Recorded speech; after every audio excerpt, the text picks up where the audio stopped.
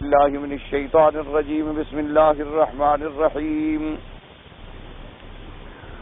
إن علينا للهدى وإن لنا للآخرة والأولى فأنذرتكم نارا تلظى لا يصلاها إلا الأشقى الذي كذب وتولى وسيجنبها الأتقى الذي يؤتي ماله يتزكى وما لأحد عنده من نعمة تجزى إلا ابتغاء وجه ربه الأعلى ولسوف يرضى.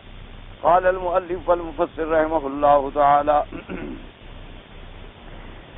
قوله تبارك وتعالى وما لأحد عنده من نعمة تجزى أي ليس بدله ما له في مكافأة من أحد في مكافأة من أسدى إليه معروفا فهو يعطي في مقابلة ذلك وإنما دفعه ذلك ابتغاء وجه ربه الأعلى أي طمعا في أن يحصل له رؤيته في الدار الآخرة في روضات الجنات.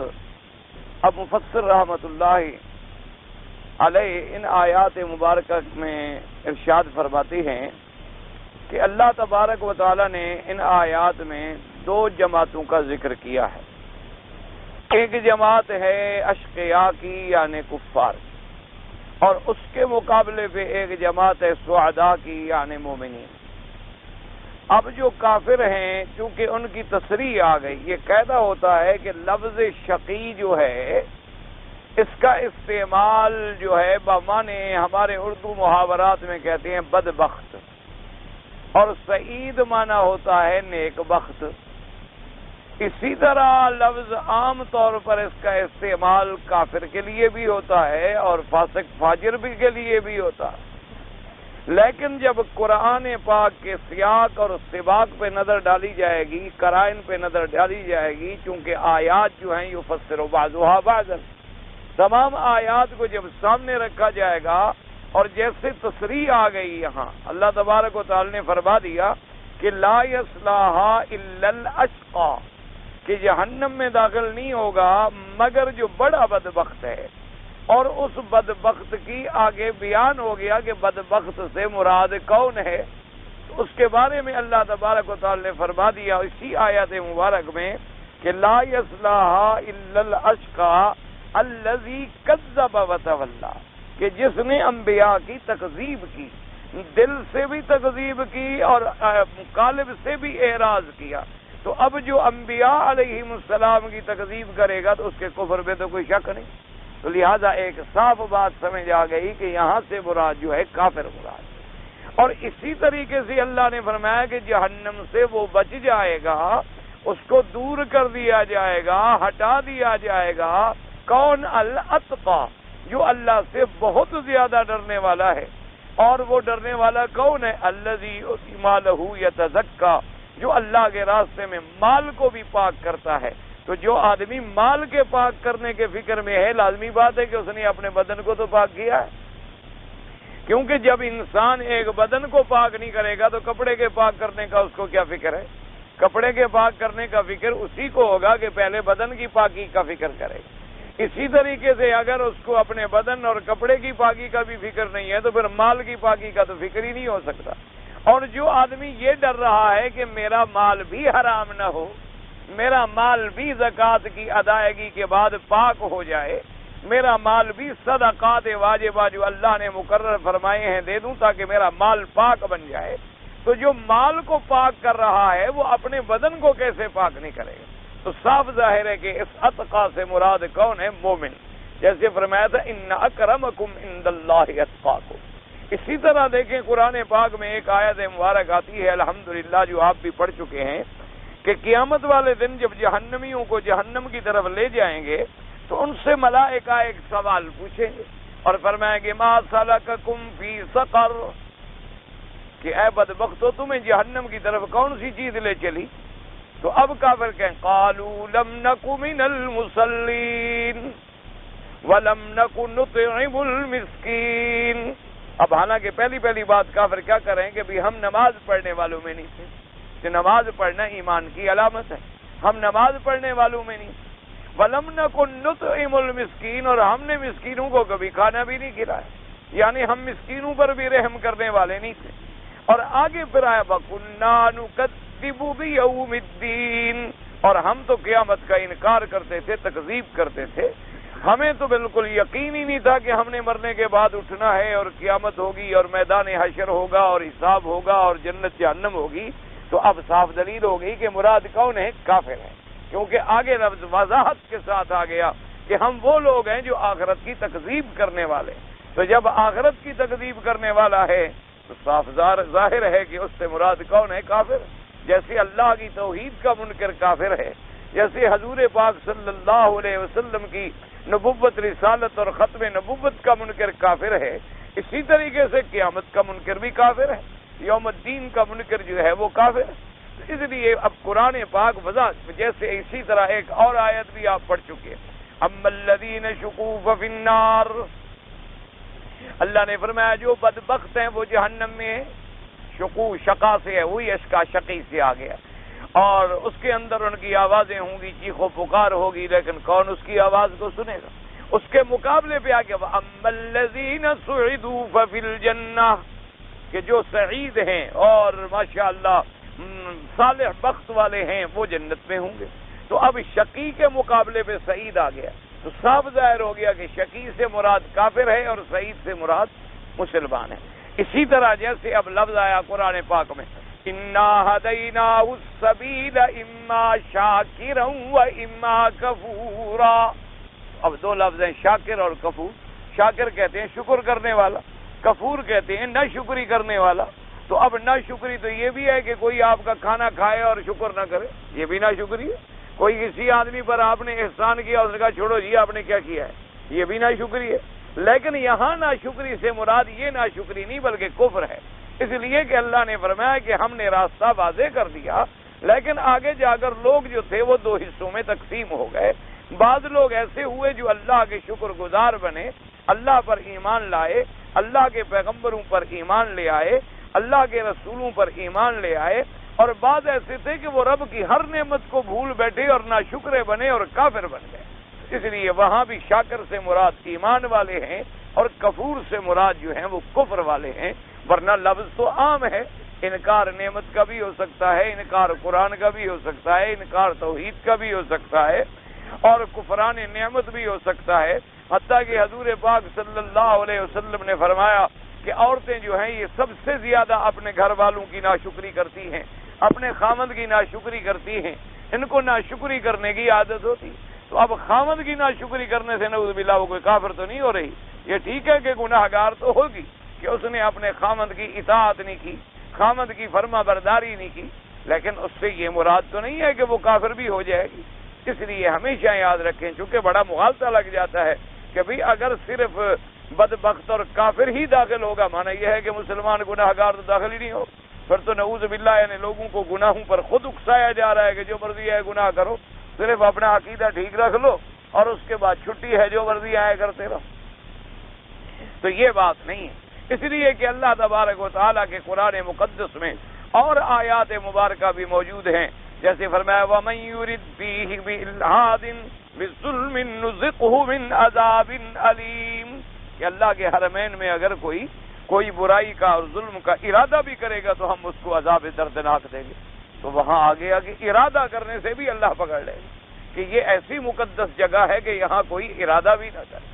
اور بعض علماء نے فرمایا کہ ظلم سے مراد کفر و شرک ہے، یعنی کوئی آدمی یہاں اگر کفر و شرک کا ارادہ بھی کرے، اور کیا بد نصیبی ہے کہ مکے مدینے میں رہنے کے بعد بھی آدمی کا عقیدہ صحیح نہ ہو، مکے مدینے میں رہنے کے بعد بھی اس کو توحید کا مسائل سمجھ نہ آئے، تو پھر اللہ سے دعا کرو کہ اللہ پاک رحمت فرمائے، اللہ تبارک و تعالی سب کے لیے ہدایت کا راستہ پیدا فرمائے.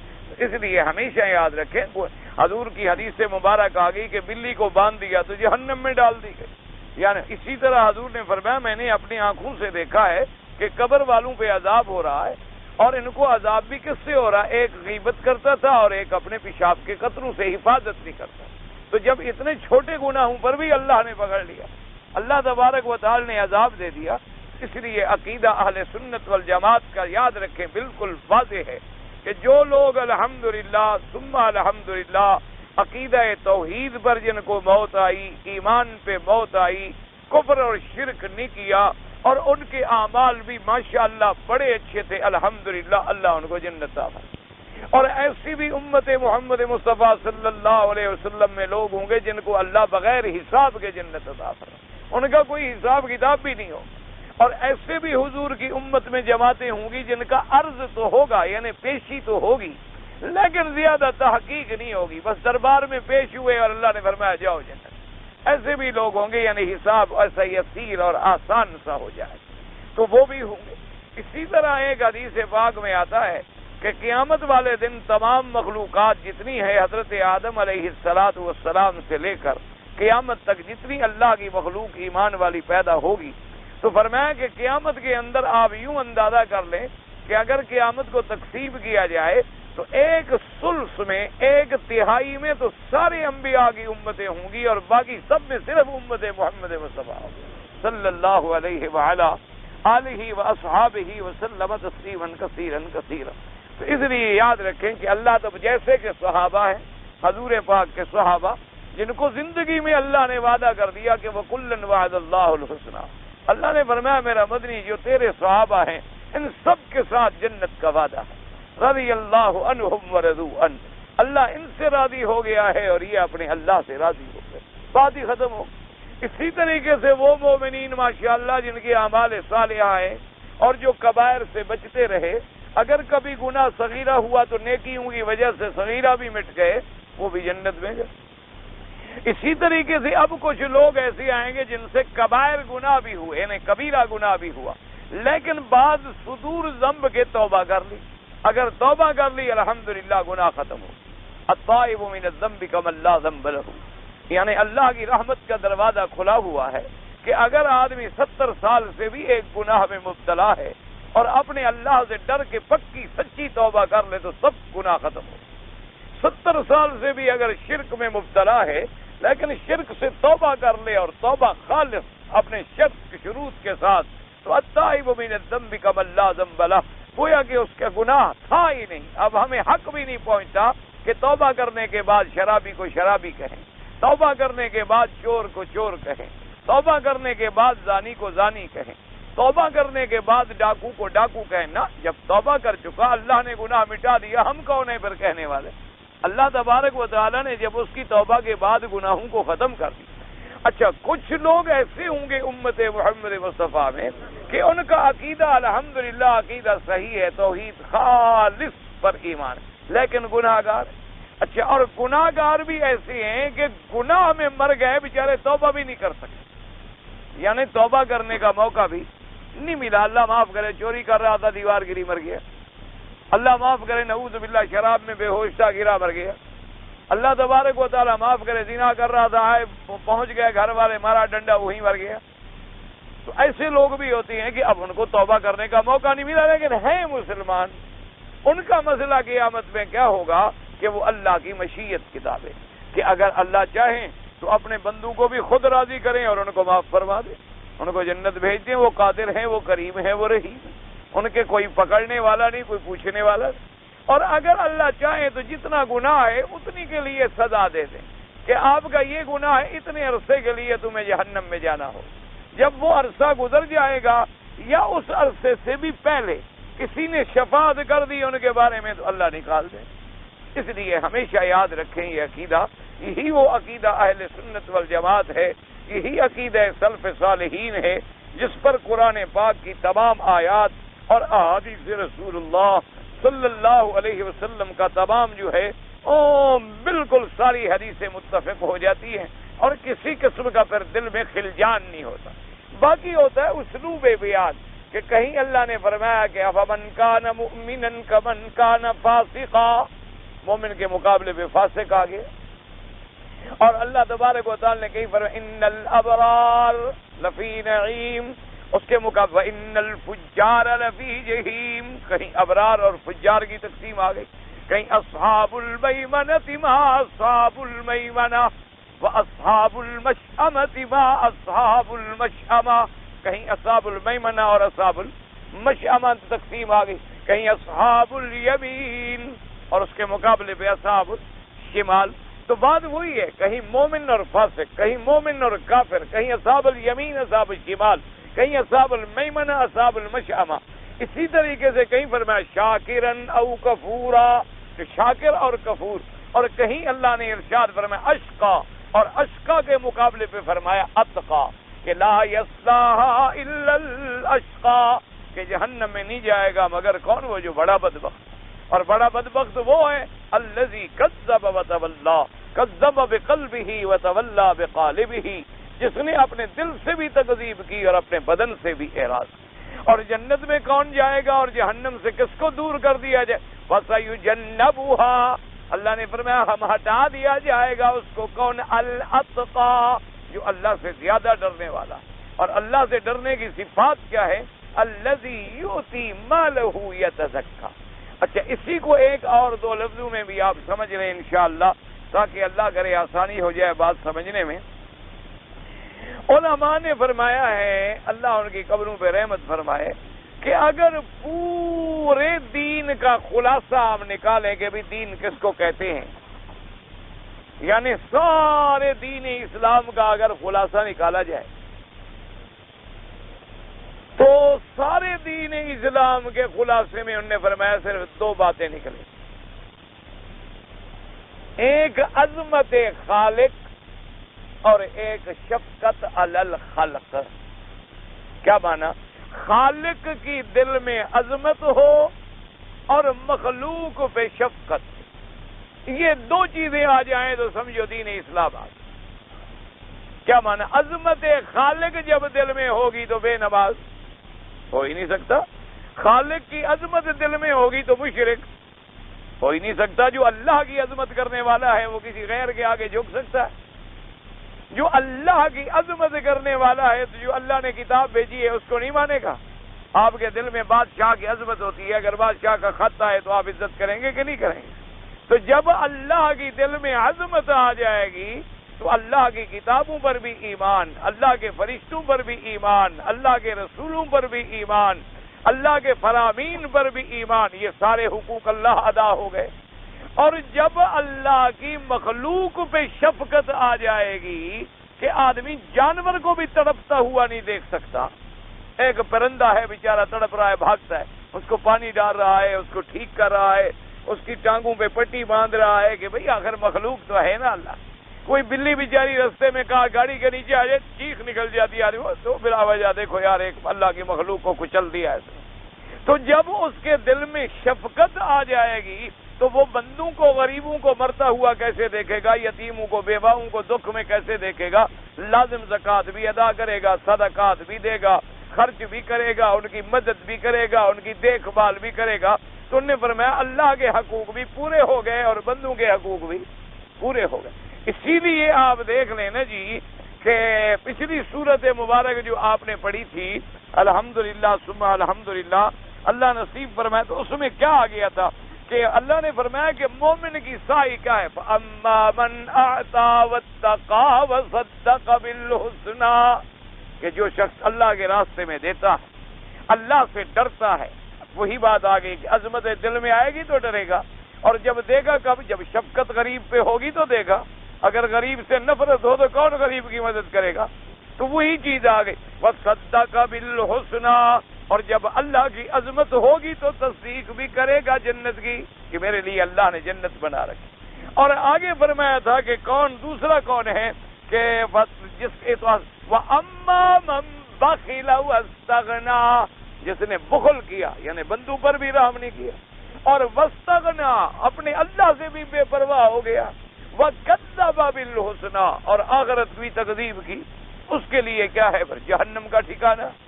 اس لیے علماء نے فرمایا کہ اگر آدمی دین اسلام کا خلاصہ نکالنا چاہے تو اس خلاصہ کیا ہے کہ عظمت خالق اور شفقت علی الخلق. اللہ کے خالق کی دل میں عظمت آ جائے اور اللہ کی مخلوق پہ شفقت آ جائے، اللہ کی مخلوق پہ مہربانی آ جائے. یہ دو چیزیں آ جائیں تو گویا دین اسلام آ گیا.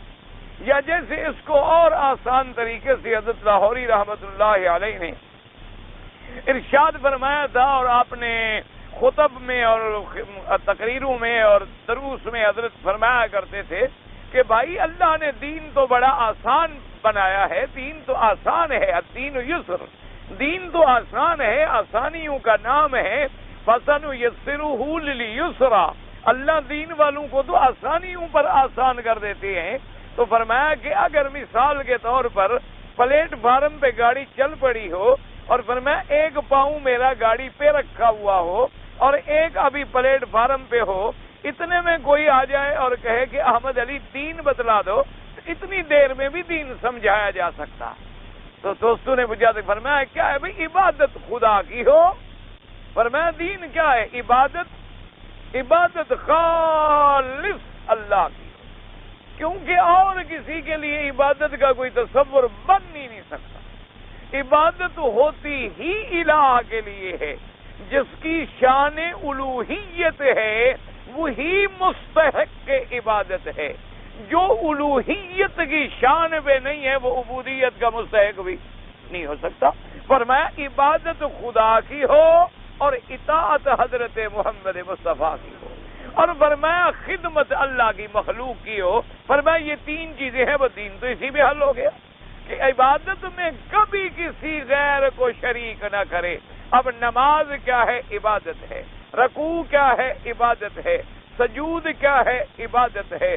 دعا کیا ہے؟ عبادت ہے۔ نظر کیا ہے؟ عبادت ہے۔ نیاز کیا ہے؟ عبادت ہے۔ استغاثہ کیا ہے؟ عبادت ہے۔ حج کیا ہے؟ عبادت ہے۔ عمرہ کیا ہے؟ عبادت ہے۔ تو یہ سب چیزیں کس کے لیے ہوں گی؟ خالص اللہ کے لیے، کسی غیر کے لیے ہو ہی نہیں سکتا، سوال ہی پیدا نہیں ہو سکتا، کیونکہ الہ کا معنی یہی ہوتا ہے کہ وہ معبود برحق، وہ مسجود برحق جو مستحق عبادت ہے اور جس کے سوا کسی کی عبادت ہو نہیں سکتی۔ اور فرمایا اطاعت محمد مصطفیٰ صلی اللہ علیہ وسلم کہ حضور جو فرما دیں اس کے بعد بات کرنے کا مسلمان کو سوال ہی پیدا نہیں۔ اب حضور فرما دیں کہ انما انا بشر، اور وہ کہے میں نہیں مانتا تو میرے پاس تو کوئی علاج نہیں، میرے پاس کوئی علاج ہے؟ کہتے ہیں جی وہاں آیا ہے وحی، اور کسی پہ وحی آتی ہے تو اور کسی نے نبوت کا دعویٰ کیا ہے۔ اتنی جہالت کا کیا علاج انسان کر سکتا؟ بھئی ایک موٹی سی مسئلہ ہمیشہ یاد رکھیں کہ اللہ کی مخلوق ہی تین ہے، فرشتے ہیں، جن ہیں، انسان۔ اب ایک فیصلہ کرنا ہے ہم نے کہ اللہ کے نبی مخلوق ہیں یا خدا ہیں۔ ایک موٹی سی بات ہے، موٹا عقل میں بھی آ سکتی ہے، لیکن اگر کوئی سمجھنا چاہے، اگر سمجھنا نہ چاہے اور صرف ناراضگی ہو، صرف غصہ ہو، تو پھر دعا ہی کر سکتے ہیں کہ اللہ انہیں بھی ہدایت دے اور اللہ ہمیں بھی ہدایت۔ اللہ نے جو مخلوقات بنائی ہیں وہ کتنی ہیں؟ کیڑے مکوڑے تو چھوڑ دو نا جی، وہ تو گئی، ان کا کیا ہے، حیوانوں کا کیا ہے؟ یعنی جو اعلیٰ مخلوق ہے وہ کیا ہے؟ فرشتے، انسان اور جن۔ فرشتے بھی مکلف نہیں ہیں، بات ختم ہو گئی، وہ تو ویسے ہی اللہ کے تابع ہیں، معصوم ہیں، اللہ کے حکم پہ چلتے ہیں، ختم۔ باقی کتنی مخلوق بچی؟ ایک انسان اور ایک جن۔ اب ہم یہ فیصلہ کریں کہ حضرت آدم علیہ السلام سے لے کر میرے آقا حضرت سیدنا محمد مصطفیٰ اللہ کے کروڑوں صلاۃ و سلام ہوں تمام پر، یہ خالق ہیں یا مخلوق ہیں؟ ایک موٹی بات مجھے سمجھا، انبیاء خالق ہیں، مخلوق ہیں؟ مخلوق ہے۔ اچھا مخلوق ہیں تو ان دو سے باہر نہیں ہو سکتا۔ ایک موٹا سا مسئلہ کہ انبیاء اگر مخلوق ہیں تو چلو میں تمہارے ساتھ ہوں، تین سے باہر نہیں ہو سکتے، یا فرشتے ہوں گے یا انسان ہوں گے، یا ان تین کے علاوہ تو دنیا میں مخلوق ہی نہیں۔ اور پھر یہ بات واضح ہو گئی، تمام قرآن کی آیات نے واضح کر دی کہ اللہ نے انبیاء بھیجی ہیں تو اولاد آدم سے بھیجی ہیں، اور آدم بشر ہیں، آدم ابو البشر ہیں، آدم سید البشر ہیں، اللہ کی مخلوقات میں سے اللہ نے انہیں چن لیا ہے۔ حضور نے فرمایا کہ میں جن سے بشر ہوں، میری جنس باعتبار جنس کے سمجھو، باعتبار جنس کے بشر ہوں، لیکن تم میرا مقابلہ کیسے کر سکتے ہو؟ میرے اوپر وحی آتی ہے، تمہارے اوپر وحی نہیں آتی۔ اللہ نے مجھے نبوت کے لیے چن لیا، باقی جن سے بشر ہونے سے انکار۔ ایک بات کو سمجھے میرا بھائی، اللہ آپ کو اور مجھے سمجھ عطا فرما دے۔ اللہ تبارک و تعالی آپ کو بھی اور مجھے بھی ہدایت عطا فرما۔ اب دیکھو نا جی، ایک آدمی کہتا ہے کہ جی جو سڑک پہ لگا ہوا ہے وہ بھی پتھر ہے، اور جو اس برآمدے میں لگا ہوا ہے یہ بھی پتھر ہے، اور جو کعبے میں لگا ہوا ہے، یعنی ان سب کی جنس تو ایک ہے کہ وہ بھی پتھر ہے، یہ بھی پتھر ہے، اور جو روڈ پہ لگا ہوا ہے وہ بھی پتھر ہے، لیکن سب کی شان برابر ہے۔ کوئی اندھا بھی کہہ سکتا ہے، کوئی یعنی جو عقل سے پیدل ہو وہ بھی یہ بات نہیں کہہ سکتا، وہ کہے گا بھی ہیں جنس ایک ہے، لیکن یہ اللہ کا شان ہے، اللہ نے اس کو اپنے گھر میں لگوا دیا، اس کو اللہ نے برآمدے میں لگوا دیا، اور اس کو اللہ نے پاؤں کے نیچے لگوا دیا، ہر وقت رگڑ رہے ہیں ہم، چل رہے ہیں۔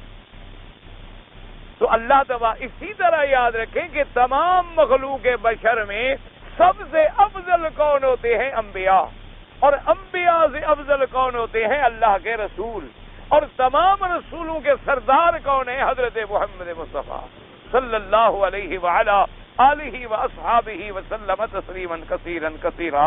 میرے بھائی، خدا کے لیے آپ بات کو سمجھیں، ایسا نہ ہو کہ اللہ کے قرآن کا انکار کر بیٹھیں، اللہ کے نصوص قطعیہ کا انکار کر بیٹھیں۔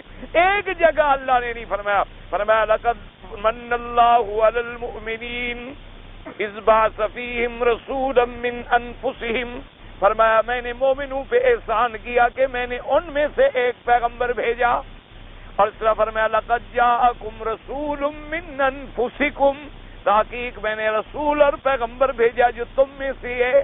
اور اسی طرح اللہ پاک نے فرمایا میرا بدنی اعلان کر کے کہہ دوں انما انا بشر مثلکم یوحى الی، کہ میں تمہاری مثل جن سے بشر ہوں، لیکن میری عزت و عظمت ہے کہ اللہ نے مجھ پہ وحی بھیجی، تم پر وحی نہیں آئی۔ اللہ نے مجھے نبی بنا لیا، اللہ نے مجھے رسول بنا لیا۔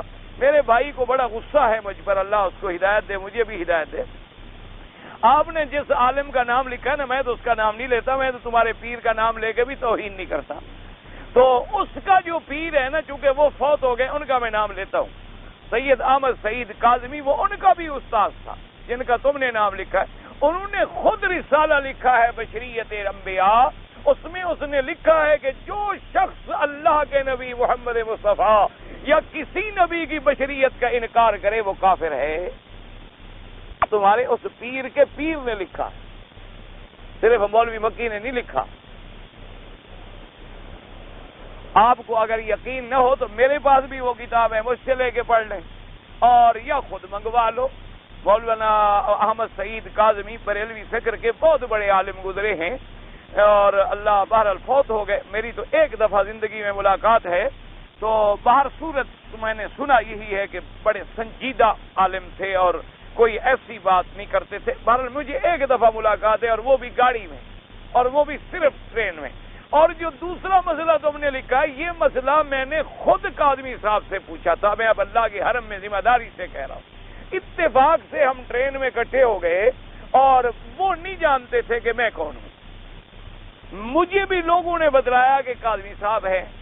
بہرحال رحمت اللہ رحمت فرمائے، جو بھی مر جائے سب کے لیے خیر کی دعا مانگا کریں، جو بھی فوت ہو جائے، جو بھی کسی بھی جماعت کا عالم ہو، اللہ سب کی قبر پہ رحمت فرمائے۔ اللہ تبارک و تعالیٰ، یہ قبر کی منزل بڑی مشکل ہے، اس میں ہم نے بھی جانا ہے۔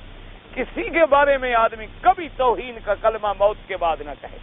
تو میری اتفاق سے ملاقات ہو گئی، اتفاق سے ہم اسی ڈبے میں آ گئے جس میں حضرت بیٹھے ہوئے تھے، اور ان کو خیر میں سمجھ بھی نہیں آ سکتا تھا۔ اس وقت میں مولوی نہیں تھا، میں بلوچ کی شکل میں تھا، یعنی اس وقت میں اپنے سرداری ڈھنگ میں تھا۔ او بندوقیں اور آگے پیچھے مونچھوں والے اور خطرناک قسم کے لوگ، وہ سمجھ بھی نہیں سکتا تھا کہ یہ آدمی مولوی ہو سکتا ہے جس کے ساتھ ایسی سی بلائیں ہوں۔ اب میری تو وہ برادری ہے، میں ان کو تو ٹال تو سکتا نہیں، ہدایت تو کرتا رہتا ہوں، لیکن مانتے میری وہ بھی نہیں ہے، سیدھی سی بات۔ کچھ مان گئے، کچھ نہیں مانتے، کچھ بڑے ٹھیک ہو گئے ماشاءاللہ، اتنی داڑیاں رکھ لی، اللہ نے ان کو ہدایت کر دی ماشاءاللہ۔ میں نے کہا جتنی مونچھوں پہ زور لگاتے ہو اتنی داڑھی پہ لگا لو، بال ہی بڑھانے ہیں نا، اللہ بھی راضی ہو جائے گا، تمہارا روب بھی بن جائے گا۔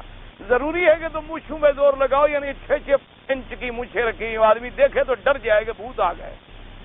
تو خیر جی وہ بیٹھے، تو مجھے جب کہا میں ملا السلام علیکم کر کے میں بیٹھ گیا، تو میں نے خود یہ مسئلہ چھیڑ دیا۔ میں نے کہا حضرت گزارش یہ ہے کہ آج کل بڑا جھگڑا جا رہا ہے کہ اذان سے پہلے صلاۃ و سلام پڑھا جاتا ہے بعض مسجدوں میں، اور بعض مسجدوں میں نہیں پڑھا جاتا۔ بعض مسجدوں میں یہ پڑھتی ہیں ان اللہ و ملائکتہ یصلون علی النبی، اور اس کے بعد آیت پڑھ کے صلاۃ و سلام پھر اذان ہوتی ہے، اور کبھی کبھی اذان کے بعد بھی ہوتا ہے۔ بہرحال اور بعض مسجدوں میں نہیں پڑھا جاتا۔ اور میں آپ سے اتنی گزارش کرتا ہوں کہ آپ کا بڑا مطالعہ ہے اور آپ اہل علم ہیں، اگر کوئی حدیث قرآن میں ایسی دلیل ہو تو آپ ہمیں بتلائیں تاکہ ہم ان لوگوں کو مطمئن کر سکیں جو انکار کرتے ہیں۔ میں نے یہ نہیں کہا کہ میں بھی خود انکار کرتا ہوں، میں نے کہا تھا کہ وہ محسوس نہ کریں، ایک بزرگ سے آدمی ادب سے بات پوچھے، جب بھی کوئی بات پوچھے۔ تو انہوں نے کہا کہ عزیز بات تو یہ ہے کہ قرآن میں یہ چیز نہیں ہے، حدیث پاک میں بھی نہیں، سیدھی بات۔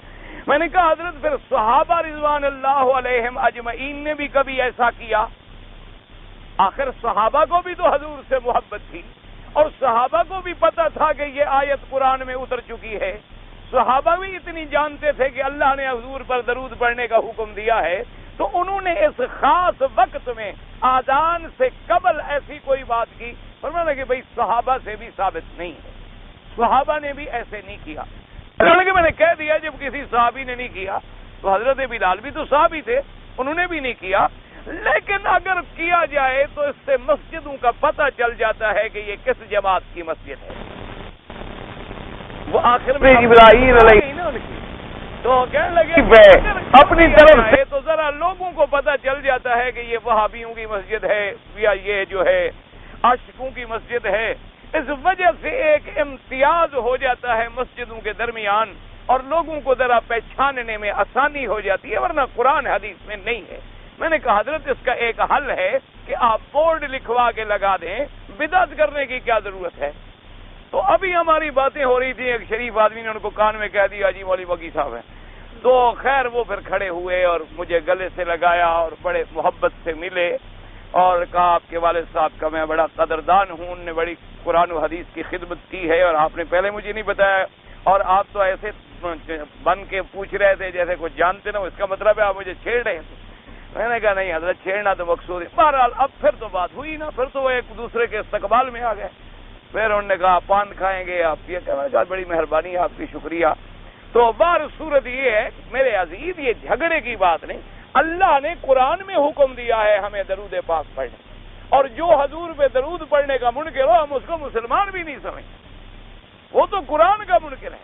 یا ایھا الذین آمنوا صلوا علیہ وسلموا تسلیما کا منکر ہے۔ میرے عزیز تم بات کو سمجھو، اللہ تمہارے دماغ میں صحیح بات ڈال دے اور اللہ ہمارے دماغوں میں بھی صحیح بات ڈال دے، لیکن ہر چیز کے پڑھنے کا ایک وقت ہے، ہر چیز کے پڑھنے کا ایک موقع ہے۔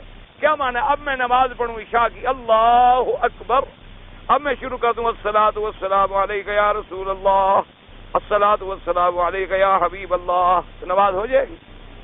کیوں؟ اللہ کا حکم نہیں ہے حضور پہ درود پڑھو؟ تو میں بھی تو درود پڑھ رہا ہوں، کوئی نعوذ باللہ میں کون سی ایسی غلط بات کر رہا ہوں؟ اچھا میں چلو بھائی کھڑے ہوئے نہیں پڑھتا، رکوع میں پڑھ لیتا ہوں، بجائے سبحان رب العظیم کے میں اس وقت شروع کر دوں الصلاۃ والسلام علیک یا رسول اللہ، رکوع ہو جائے گا؟ چلو رکوع میں بھی نہیں پڑھتا، سجدے میں پڑھ دوں، نماز ہو جائے گی؟ کیوں؟ اللہ کا حکم ہے قرآن میں درود پڑھو۔ تو اب معنی سمجھو، کیا معنی؟ درود کے وقت درود پڑھا جائے گا، قرآن کے وقت قرآن پڑھا جائے گا، فاتحہ کے وقت فاتحہ پڑھی جائے گی، سجدے میں حکم ہے سبحان ربی الاعلی، کوئی الحمدللہ رب العالمین پڑھے تو ہم کہیں گے مخالف ہے حضور پاک، حالانکہ وہ تو قرآن پڑھ رہا ہے بیچارہ سجدے میں، لیکن اس وقت حکم کیا ہے؟ سبحان ربی الاعلی۔ رکوع میں حکم کیا ہے؟ سبحان ربی العظیم۔ اب اگر رکوع میں آگے وہ درود پڑھنا شروع کر دے ہم کہیں گے سنت کا خلاف کر رہا ہے، کہ حضور پاک کا حکم ہے کہ سبحان ربی العظیم پڑھو۔ اسی طرح اذان میں حکم ہے کہ قولوا کما یقول المؤذن، حضور نے فرمایا تم اسی طرح کہو جیسے مؤذن کہے۔ وہ کہے اللہ اکبر، تم کہو اللہ اکبر، اسی طرح کہتے چلے جاؤ۔ اور جب وہ مؤذن اذان ختم کر لے اور تم بھی ختم کر لو تو کیا کہو؟ اللہم صلی علی سیدنا محمد وعلی آل سیدنا محمد کما صلیت علی ابراہیم وعلی آل ابراہیم فی العالمین انک حمید مجید، اللہم رب هذه الدعوة التامة والصلاة القائمة آت محمد الوسیلہ وابعثه مقاما محمودا الذی وعدته انک لا تخلف الميعاد۔ تو یہ ہے سنت کا طریقہ میرے بھائی۔ ہمارا ایمان تو یہ ہے کہ جو حضور کہتے ہیں اور جو انکار کرتا ہے وہ مسلمان نہیں ہوتا۔ سیدھی سی بات، کھلی سی بات ہے۔ اس میں کسی کو ناراضگی ہو تو اللہ اس کو سمجھ دے، اور اگر ہماری کوئی غلطی ہے اللہ ہمیں سمجھ دے، اللہ ہمیں بھی ہدایت۔ ہم بھی تو بندے ہیں، ہم کوئی فرشتے تو نہیں ہیں کہ ہم غلطی نہیں کر سکتے، ہم بھی تو مجسم ہیں غلطیوں کے، ہم بھی تو سر سے لے کر پاؤں تک مرکب ہیں خطا اور نسیان کے۔ تو لہذا مسائل ہمیشہ جھگڑوں سے حل نہیں ہوتے، مسائل ہمیشہ حل ہوتے ہیں الحمدللہ دین کے ساتھ، محبت کے ساتھ، پیار کے ساتھ۔ کہ آدمی مثلا بخاری شریف اٹھا لو، مسلم شریف اٹھا لو، ترمذی شریف اٹھا لو، سیاہ ستہ کی ساری کتابیں آپ اٹھا لیں، اس میں آپ کتاب الصلاۃ کھول لیں، نماز کا باب کھول لیں، نماز کے باب کھولنے کے بعد خود بخود اذان کا ذکر آئے گا۔ تو جہاں جہاں اذان کا ذکر آ جائے وہ ساری حدیثیں مبارک پڑھ لیں، پھر اندازہ کرا لیں کہ کس کی حدیث سنت کے مطابق ہے اذان اور کس کی اذان سنت کے مطابق نہیں ہے۔ تو جب تم ساری حدیثوں میں نظر ڈالو گے اللہ کی رحمت سے مسئلہ سمجھ آ جائے۔ اللہ پاک آپ پر بھی اور مجھ پر بھی ہدایت فرمائے۔ تو اب جناب مسئلہ کیا نکلا؟ عبادت کس کی ہو؟ اللہ کی ہو، اور اطاعت کس کی؟ اچھا اسی میں سمجھ لو، جو میرے مدنی کی اطاعت کرے گا وہ خدا کی اطاعت تو خود بخود کرے گا۔ جب حضور کی فرما برداری کرے گا تو گویا اس نے اللہ کی فرما برداری کر لی۔ تو سمجھانے میں لفظ آسان ہو گئے، عبادت خدا کی اور اطاعت حضرت محمد مصطفیٰ کی صلی اللہ علیہ وسلم، اور خدمت خلق کی، اللہ کی مخلوق کی خدمت جتنی کر سکتے ہو، ہمدردی کر سکتے ہو۔ فرمایا اسی کا نام دین ہے۔ یہ چیزیں آ جائیں تو سمجھو دین آ گیا۔ تو اب اس لیے فرماتی ہیں کہ اتقا کون ہے کہ جس نے اے وما لأحد عنده من نعمة تجزى اے ليس بدله ماله في مكافأة من افضى اليه، یعنی وہ اللہ کے راستے میں دے رہا ہے، کسی کے احسان کا بدلہ نہیں اتار رہا، حالانکہ احسان کا بدلہ اتارنا بھی احسان ہے، هل جزاء الاحسان الا الاحسان، لیکن یہ مرتبہ اور اونچا ہو گیا کہ کسی کا احسان نہیں الا ابتغاء وجه ربه الاعلى، وہ دے رہا ہے کہ بس میرا رب مجھ سے راضی ہو جائے، میرا اللہ مجھ سے راضی ہو جائے۔ کہ دیکھو اس کو بڑے بڑے بعض اللہ کے ولیوں نے، اللہ ان کی قبروں پہ کروڑوں رحمتیں فرمائے۔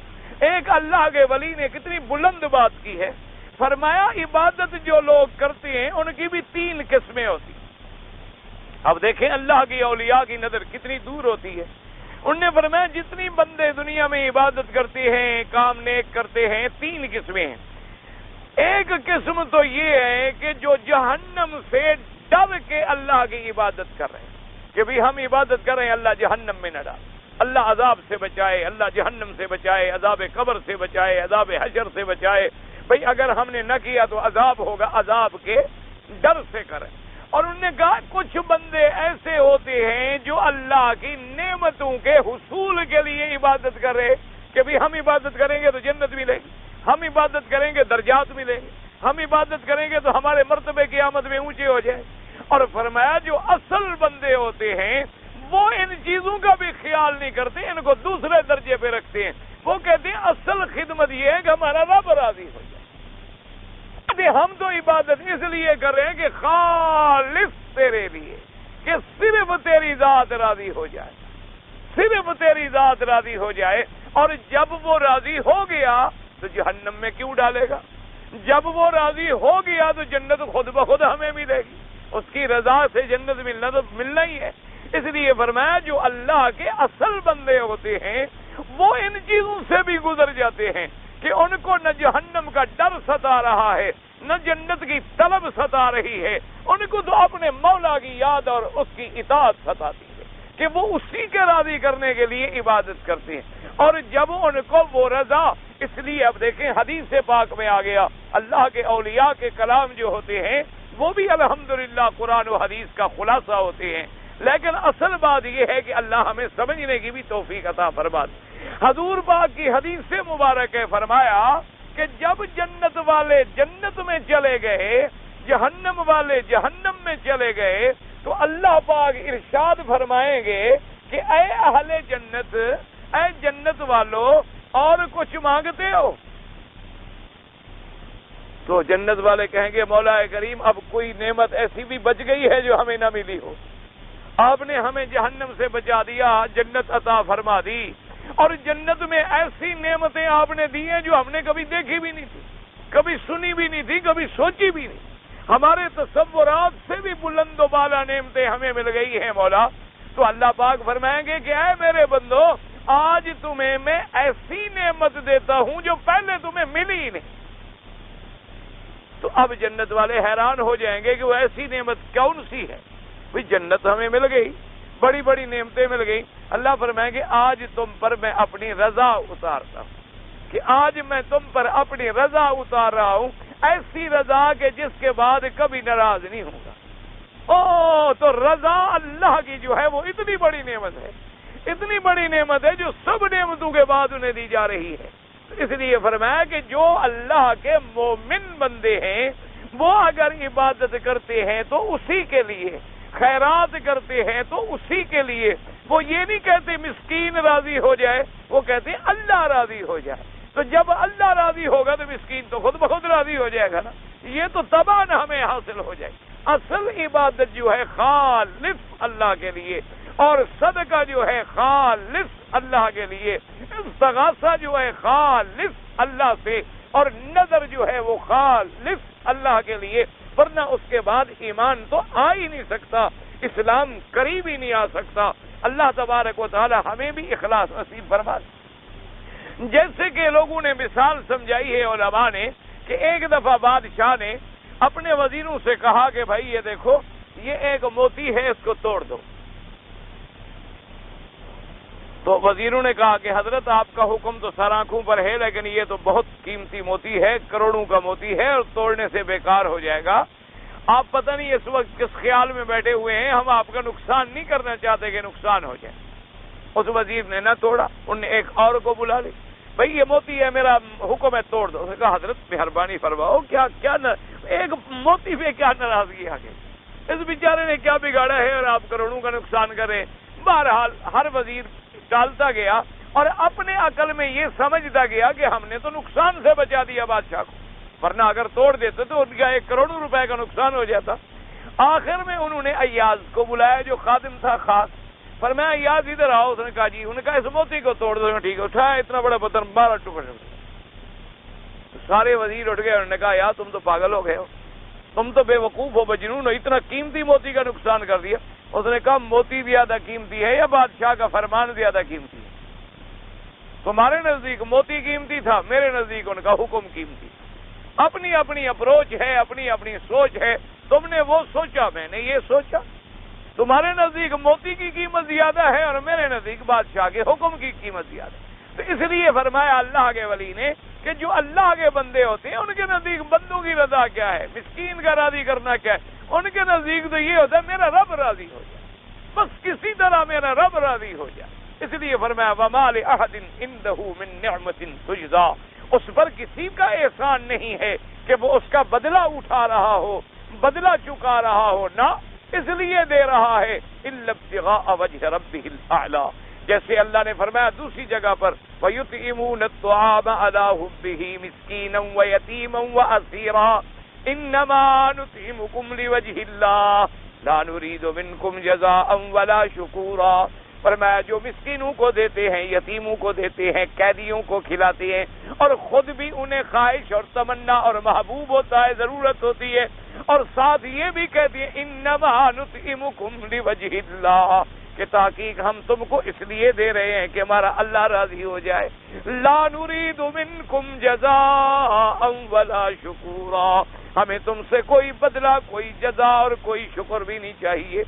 اب بھی شکر ہے، دعا کرو، اللہ کا فضل ہے، اب بھی حضور کی امت میں ایسے لوگ موجود ہیں۔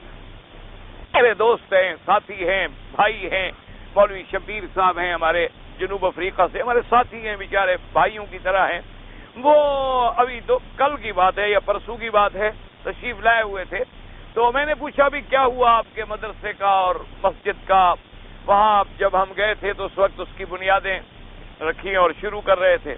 تو میں نے کہا بھی کیا ہوا؟ کہنے لگے جی الحمدللہ مدرسہ بھی بن گیا، مسجد بھی اللہ کی مہربانی سے بن گئی. اب اسی لیے تو میں آیا ہوا ہوں کہ اس وقت ابتدا ہوئی تھی، ابھی آپ چل کے مسجد کا افتتاح ہو جائے. تو میں نے کہا خیر جب اللہ کو منظور ہے. تو میں نے کہا کیا شکر الحمدللہ. انہوں نے کہا حضرت خدا جانتا ہے کبھی سوال نہیں کیا، کبھی کسی سے نہیں کہا. ایک آدمی آیا رات کو مجھے آ کے بلایا، کہا بھی مدرسہ اتنا بڑا بن گیا مسجد کیوں نہیں بنائی؟ تو میں نے کہا بھی مدرسہ بن گیا، مسجد کا نقشہ ہے انشاءاللہ. مدرسہ ضروری تھا کہ پہلے آبادی تو ہو، مسجد بنا دیں اور طالب بھی نہ ہوں، پڑھنے والے بھی نہ ہوں، نمازی نہ ہوں، تو کہ مسجد کا کیا فائدہ ہو؟ تو انشاءاللہ مسجد بھی بنائیں گے. تو انہوں نے کہا کہ اچھا کوئی بات نہیں، اس مسجد کا جتنا پیسہ ہو نقشے کے مطابق جتنا بل ہے، یہ میرا ٹیلی فون ہے، ٹیلی فون کر دیں اور آپ کو پہنچ جائے گا، میرا نام بھی نہ بتائیں گے. ایسے لوگ بھی ابھی امت محمد مصطفیٰ میں موجود ہیں.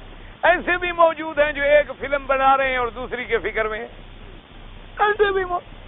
ایسے بھی موجود ہیں جن کو کمائی کا فکر ہے اور فتنے کا فکر ہے اور ریس کورس کا فکر ہے اور گھوڑے دوڑانے کا فکر ہے.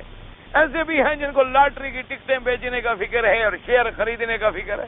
ایسے بھی لوگ ہیں جو جنت کے کاموں میں کام لگا رہے ہیں اور پوچھتے مجھے میرے سوات کے ساتھی ہیں بتا رہے تھے، ایک وہ میرے دوست ہیں، فرمانے لگے کہ ان کی بیوی گزری تو ایک مسجد بن رہی تھی تو وہ جب وہاں آئی تو اس نے پوچھا کہ بھئی یہ کیا ہے؟ انہوں نے کہا اللہ کا گھر ہے. تو اس نے فوراً اپنے ہاتھوں سے سونے کے کنگن اتارے اور یعنی ایسے لوگ عورتوں میں بھی یہ جذبے موجود ہیں.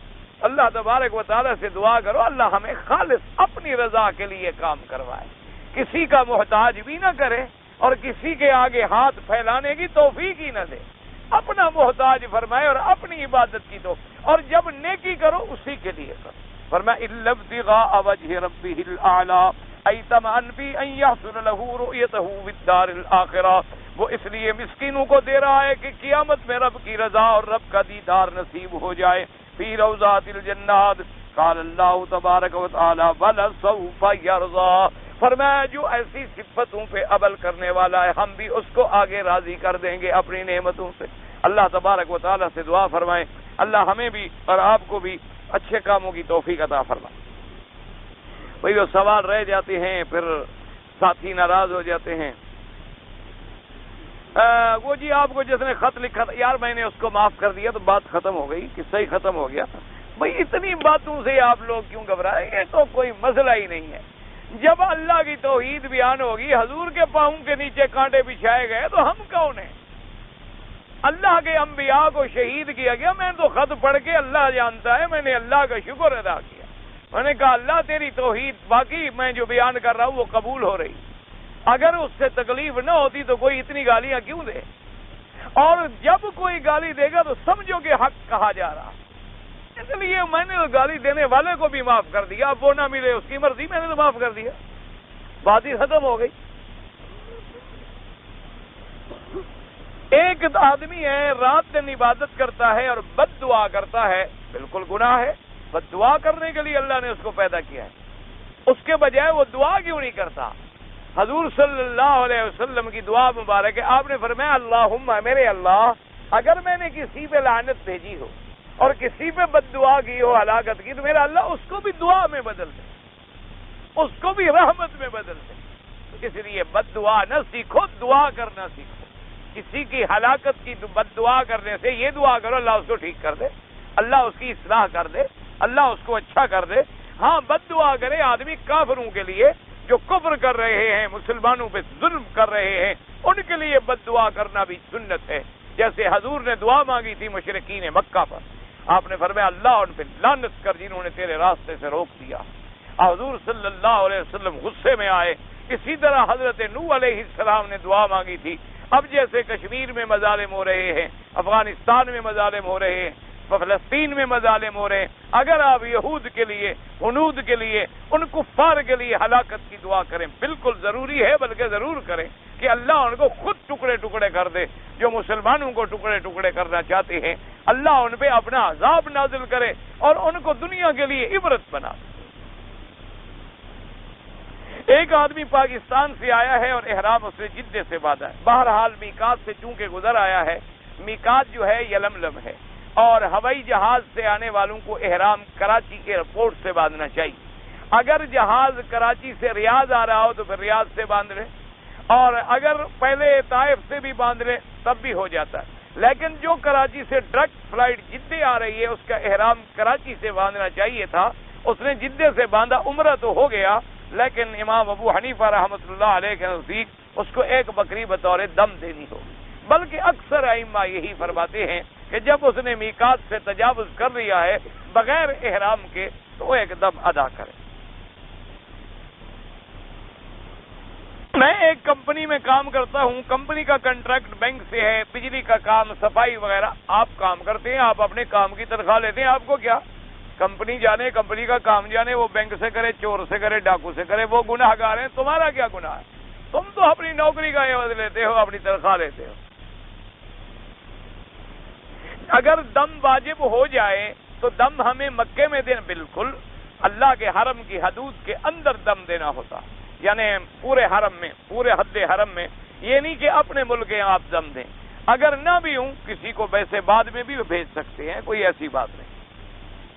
طواف کے دوران اگر وضو ٹوٹ جائے طواف چھوڑ دے، کیونکہ طواف کا حکم وہی ہے جو نماز کا حکم، جیسے نماز بغیر وضو کے نہیں ہو سکتی، طواف بھی بغیر وضو کے نہیں ہو سکتا۔ تو جہاں اس کا وضو ٹوٹ گیا چھوڑ دے، باہر چلا جائے، وضو کرے، واپس آ کے طواف کی۔ اگر میں نے طواف پڑھنے کے بعد 2 رکعت مقام ابراہیم پہ نہیں پڑھ سکا، کوئی بات نہیں، افضل یہ ہے کہ مقام ابراہیم پہ پڑھیں۔ مقام ابراہیم پہ نہ جگہ ملے حتیم میں پڑھ لے، حتیم میں جگہ نہ ملے پورے طواف والی جگہ میں پڑھ لے، پورے طواف والی جگہ میں بھی نہ ملے پورے حرم میں پڑھ لے، جہاں مرضی ہے پڑھ، کہیں بھی نماز پڑھیں گے ادا ہو جائے۔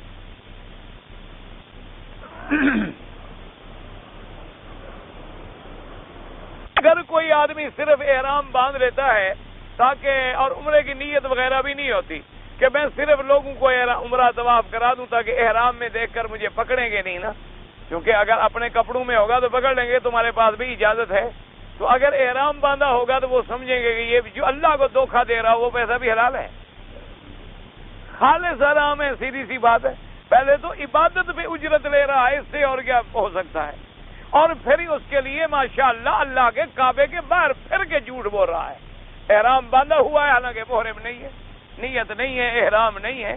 تو اتنا بڑا جھوٹ بول کے پیسہ کمانا جو ہے، اللہ ایسے پیسے سے بچائے، اللہ تبارک و تعالیٰ ایسے دھوکے سے۔ لیکن مصیبت یہ ہے کہ آج کل پیسہ اس کے بغیر ملتا نہیں، مشکل یہ ہوگی، جب تک پیر نہ بنو کوئی پیسہ نہیں، ساری زندگی قرآن پڑھاتے رہو بجالے دھیلا سے، آج پیر بن جاؤ، کل 2-3 خواب سناؤ، پرسوں جناب لین لگی ہوئی، سچی بات۔ انا للہ و انا الیہ راجعون۔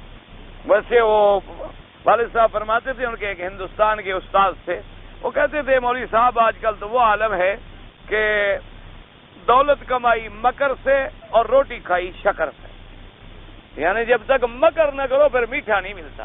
اسی لیے تو ہمارے مقدر میں گالیاں ہیں نا، لوگ گالی دیں گے، کوئی کچھ کہے گا، جو مرضی ہے، ہمیں تو اللہ سے بدلہ چاہیے۔ اچھا جی، انبیاء کرام اپنے قبر مبارک کے اندر، بہرحال حدیث مبارک میں آتا ہے، ہمیشہ یاد رکھیں کہ شہداء بھی زندہ ہیں اور انبیاء بھی۔ اب ان کی زندگی جو ہے اللہ پاک نے عالم برزخ سے تعلق رکھتا ہے۔ عالم برزخ عالم غیب ہے، اس کے بارے میں ہم فیصلہ ہی نہیں کر سکتے۔ ایک عالم دنیا ہے، پھر عالم برزخ ہے، پھر عالم آخرت۔ اللہ نے فرمایا شہید زندہ ہے، نبی کا شان تو شہیدوں سے بھی کروڑ درجے اوپر ہے۔ شہید تو شہید بن نہیں سکتا جب تک نبی کا کلمہ نہ پڑھے، اس کو تو شہادت کا رتبہ ہی نہیں مل سکتا۔ تو جب شہید کا اتنا بڑا مرتبہ ہو تو نبی کا کتنا ہوگا؟ وہ تو اور زیادہ ہوگا۔ لیکن ان کی زندگی کے بارے میں زیادہ بحث بھی نہ کرے، کیونکہ وہ عالم برزخ ہے۔ اللہ نے فرما دیا ہمارا ایمان۔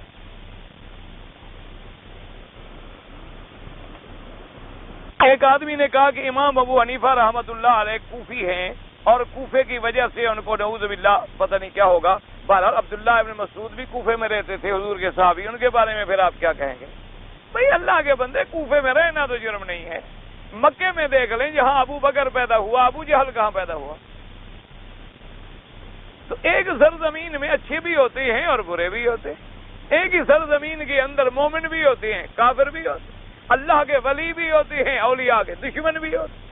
ایک ملک میں ہندو بھی ہوتے ہیں, مسلمان بھی ہوتے ہیں. یہ تو کوئی بات نہیں ہوتی کہ کسی شہر کی وجہ سے کسی پر تان کیا جائے. میں سے پہلے نماز فرض ہوئی, میں نے پہلے تو پابندی سے نماز ادا نہیں کیا, اب کر رہا ہوں. چھوٹی موٹی نمازیں کبھی اور کس طرح؟ ہاں چھوٹی ہوئی. چھوٹی, میں نے کہا چھوٹی موٹی کیا ہوتا ہے؟ چھوٹی ہوئی. ہاں مقصد یہ ہے بہرحال جو نمازیں آپ سے قضا ہو گئی ہیں آپ کو اللہ نے توفیق دی ہے ادا کریں. اور سب سے پہلی چیز یہ ہے توبہ کریں کہ یا اللہ میں توبہ کرتا ہوں, چونکہ توبہ سے گناہ معاف ہو جاتا ہے, اور آئندہ کبھی قضا نہ کریں. اگر کبھی انسان ہے غفلت ہو گئی, نیند آ گئی, قضا پڑھ لی, اور جو رہ گئی ہیں ان کو ادا کرنے کی اپنی طرف سے کوشش کرتے رہیں, باقی اللہ تبارک و تعالیٰ پہ چھوڑ. توبہ کر لی ہے انشاءاللہ اللہ گناہ معاف کر دیں. اگر آدمی طواف کے دوران کسی عورت سے ٹکرا جائے, خود نہ ٹکرا جائے, اگر اتفاق سے ہو جائے تو اللہ جانتا ہے گناہ نہیں ہوگا, لیکن آمدن ٹکرا جائے تو گناہ ہوگا. وہی اذان سے 10 منٹ پہلے صلاۃ والسلام, بعد میں سلام. تو میں نے عرض کر دیا ہے کہ بھی قرآن پاک میں بھی ثابت نہیں ہے, حدیث مبارک میں بھی ثابت نہیں ہے. حضور کے مؤذن حضرت بلال نے بھی نہیں پڑھا اور حضرت ابی محذورہ نے بھی نہیں پڑھا.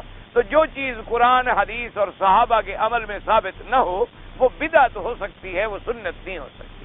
اس لیے بہرحال, اور ایسی باتوں کو جھگڑے بھی نہ بنائیں. اللہ ہدایت عطا فرما دے ہمیں.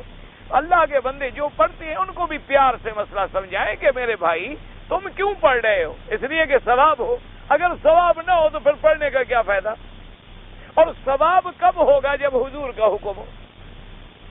اگر حضور کے فرمان کے مطابق عمل نہ ہو تو ثواب دیکھو نا جی. اب ادھر منہ کر کے تم نماز شروع کر دو, ثواب ہوگا؟ نہیں ہوگا.